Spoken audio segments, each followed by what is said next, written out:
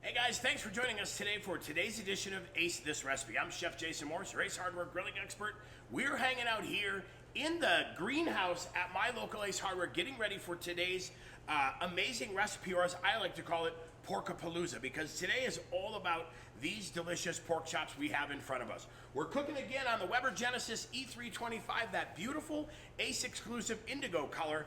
We've got it loaded with our grill grates again, because today we're gonna do a couple of these chops on the grill grates, and then we flip them over to make that plancha, right? That little griddle that we think is so awesome, and we're gonna do a couple of them on the griddle as well. Now, if you're wondering where you can get all the information and find all the cool stuff we're cooking with today, from gear, gadgets, and grills, you can head up to that eye. That is our information station, and that'll let you into the wonderful world of barbecuing and grilling and tell you where you can find all of this, whether it's at your local Ace Hardware or on acehardware.com as well. So I think it is time to get up close and personal, do our little food or ingredient flyover, and then we'll show you how we get the grill started. We'll show you how we loaded those grill grates as well, and then we will get cooking and pull off 3 delicious pork masterpieces today.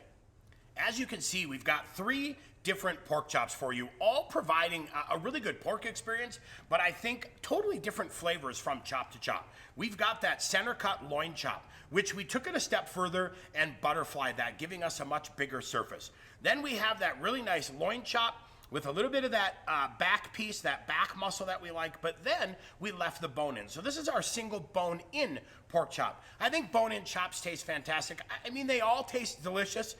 This is gonna be easy, fast, easy to eat. This is just gonna give you a more robust, hearty pork flavor with that bone, and then we finish strong with the pork porterhouse. So, kind of like that T-bone, right? You've got the T here, you've got the part that goes down into the chop, separating the loin from the tenderloin. The beauty of the pork porterhouse is you get the best of both worlds. You've got that pork chop flavor, that loin flavor, then you've got that really nice, soft, easy pork tenderloin flavor. This is gonna give you a really good cook, a really good sear, a really good flavor as well, coming from that bone. So you can't go wrong with any of them. It's really a preference and what's available. But I was able to go to my local grocer and find all of these there and ask for them by name. Ingredient wise, we're keeping that easy as well today. I think you guys know when it comes to cooking, I really feel like as much or as little seasoning as you like. And I think you'll know I always comment a lot about really letting the meat stand out and letting the meat shine. And I want the pork to stand alone on its own. And the seasonings to me don't become the only flavor, they really become an accompanying flavor. So what we've got is a little bit of our tiki tiki today. We thought we'd kick it up and go a little bit Hawaiian and a little bit island with just a tiny kick. And then we're gonna go oink. Obviously, we've got pork. Oink is delicious. We're gonna do oink on the bone-in chops. We're gonna put those on the grill. We're gonna do the tiki tiki here on the boneless chop. Then we went with just a little bit of canola oil. That's our canola olive blend. Then we're gonna finish strong and glaze a couple of these with fire honey. So let's do this first here. Let's go ahead and drizzle just a little bit of oil on these guys. I like the oil as a binder. That's the only reason I'm doing it. I want this oil to stick to the pork, and I want it to help bind and just do a really nice job. So I'm not adding so much that that's the only flavor. All right, a little bit of tiki tiki on here. The reason I'm doing it on these pans as well, when it comes time to flip, I can go ahead and flip the pan, flip the pork chops over, get it onto that pan, and be set to go. All right, so little oink on these guys. And again, as much as little as you like.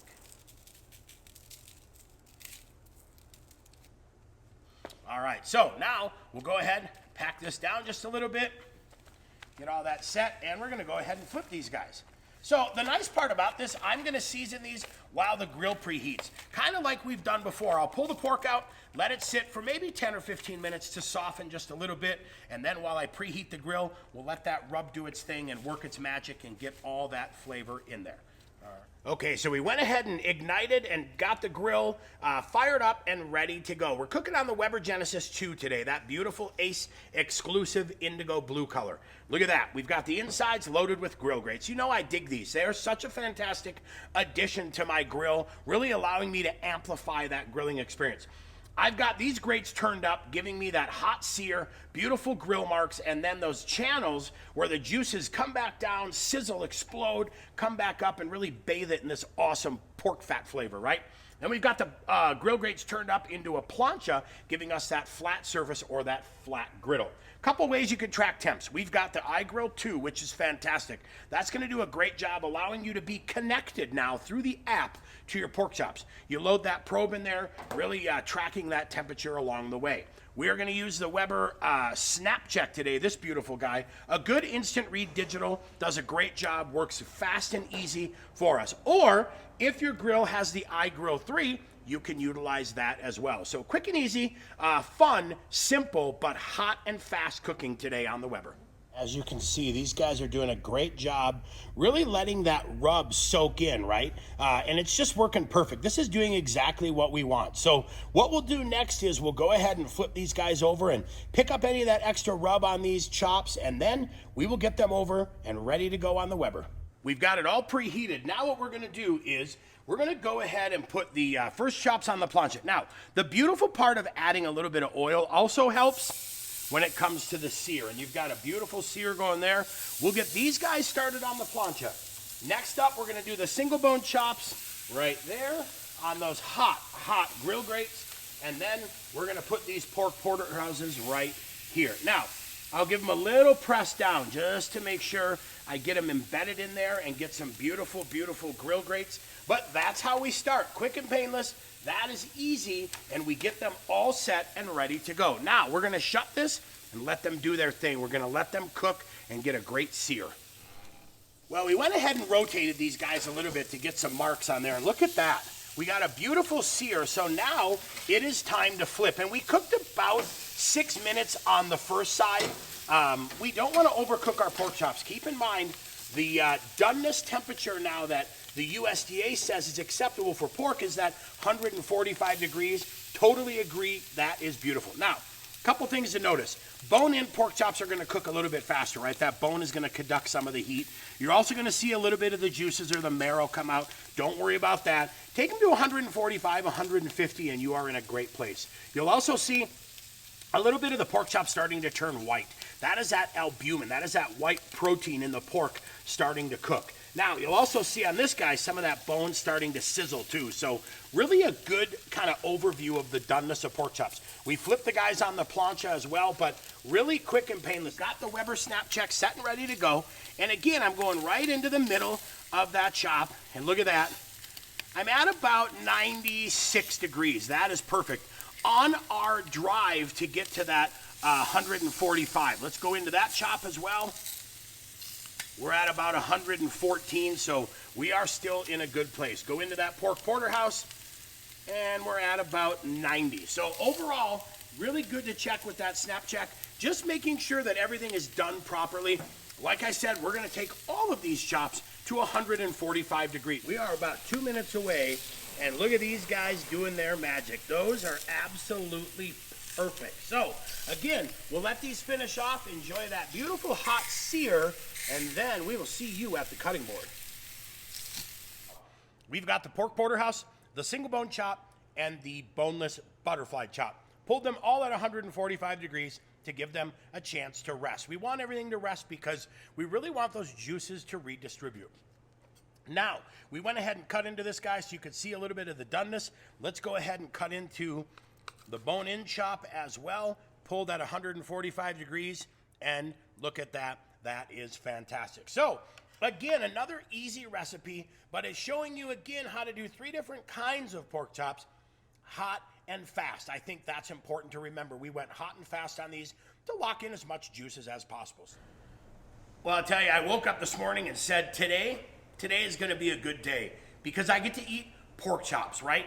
This Ace This Recipe video was absolutely like perfect timing because we've been doing a lot of pork chop cooking, and I really wanted to focus on showing the difference on those bone-in chops to maybe a butterfly chop that you can do a little bit on that plancha and a little bit on the grill grates. The Weber did fantastic. The grill grates did fantastic.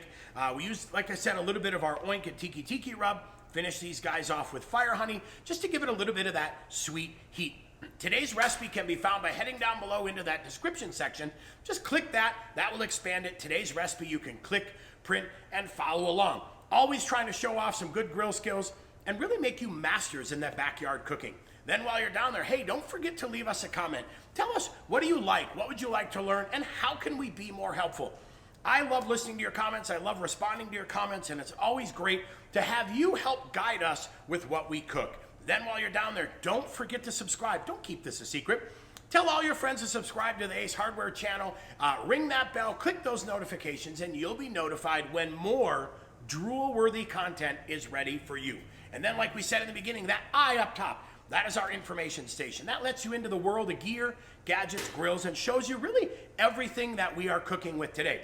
Now, you have mastered pork chops, right? We've got pork chops set and ready for you. At the end of this video, check out our how to cook a filet on the Weber, and we've also got world's juiciest chicken as well. So beef, pork, and chicken. At the end of this, we've got all the videos to continue to sharpen your skills and make you a legend in the backyard cooking circuit. I'm Chef Jason Morris, your Ace Hardware grilling expert. Thank you, as always, for spending a little bit of time with us today cooking. We enjoy cooking with you. We hope you enjoy cooking with us.